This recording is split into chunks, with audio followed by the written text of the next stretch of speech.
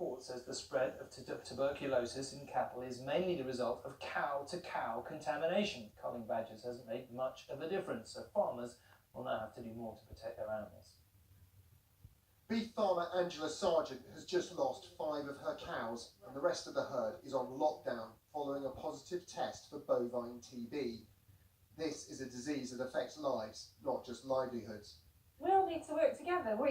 Farmers need to work together, government, vets, research scientists, we all need to work together, get on top of this disease, because it's just devastating to families and farmers. I'm sorry.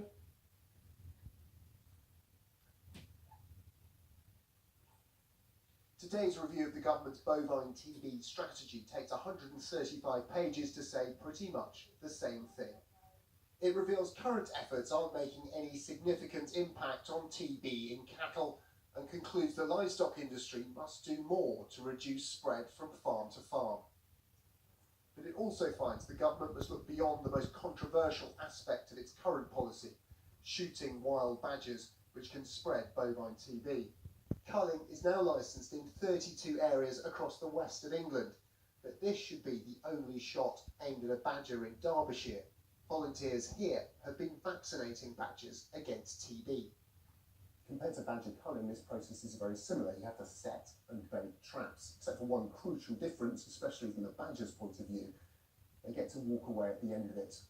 The cost that we put out per badger to vaccinate is around £82 per badger. We know from the latest figures from the government it's up to £350 to shoot a badger. So we are 4 times cheaper than actually shooting badgers.